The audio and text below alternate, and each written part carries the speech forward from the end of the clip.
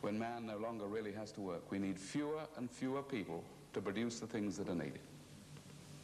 That we're moving into an age when that dreadful punishment of the Garden of Eden, by the sweat of your brow, a punishment from God, is going to be lifted off the backs of men.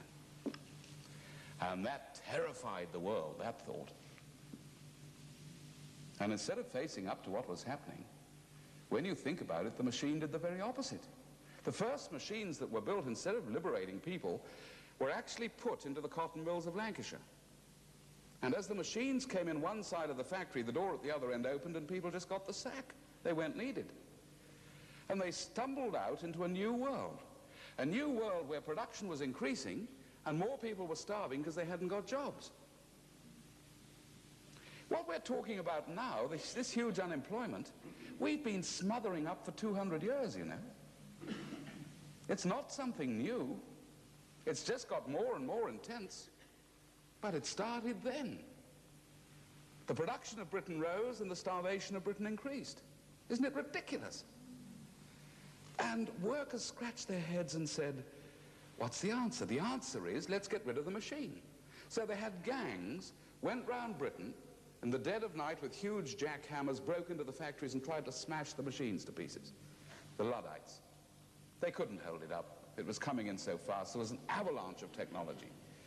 So the next development was much more frightening. There was a little man called Karl Marx sitting in Britain. That's where he was, in the middle of that industrial revolution, writing a book in the British Museum called the Communist Manifesto. And if you look at that book, it was written as a response to this new development. And he says it was not the machine that was to blame, it was ownership of the machine. And if we could produce a new scientific world where we got rid of all private property, how could one man exploit his brother? So let us build a revolutionary machine that will sweep the world and all the institutions that have shaped that previous world, including the Christian church. It's got to be broken by violence on the scrap heap of history and a new scientific age of equality put in its place. And you know, if you're starving and you've got your kids working down, sloshing through the mines underground as they were in that industrial revolution, little kids of 7 and 8, down thousands of feet in the darkness, or your wives were working 16 hours a day for the price of bread, you know, you listen to anything. And that movement has now taken a third of the world, more than that, but it provides the thinking, the teaching, the learning in our part of the world. At every university, broadly, the economic teaching we're getting is one variety or another of Marxism. Sometimes unconsciously, sometimes quite consciously. But what was the Christian answer? The Christian said to those who were sloshing through the water, this world is a vale of tears. We're not meant to enjoy ourselves, you know. Just think about the world to come. But it's a bit tough to accept that if your kids are starving. And so we just blundered on economically, trying to fit into our economic system two totally impossible things. One said more and more and more technology. The second said full employment for everybody, and he who shall not work, neither shall he eat. The Christian was divided on this question himself. And if you're going to try and run an economic system with those two totally impossible things in it, you've only got one question to answer. What are you going to do with all the production? And you have to shape a certain type of economic system to keep the thing going, and that is an economic system that produces more and more and more, whether it is required or not. So we launched a technological attack on God's environment, which was really not husbandry at all. It was now destruction. We began to try and keep going by producing more and more and more. You look at technological societies that have played this game harder and longer than any other, and you see the most destructive. Communism is destructive, but look at capitalism. Look at the United States. It had to make economic units that produced more to survive.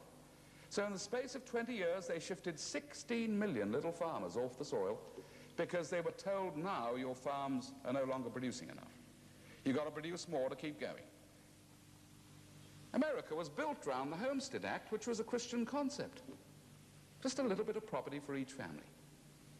That was gone. So you amalgamated farms together, and then you amalgamated those together again, and finally you produced something called an agribusiness, which was run more like a government department than a farm, and you had, on huge great tracts of land, people with white coats walking around, and you had a department of chooks, and a department of cabbages, and a department of cows, and the whole thing's crashing now, because you can't run farms like that, and the little farm is coming back. But what a way to learn.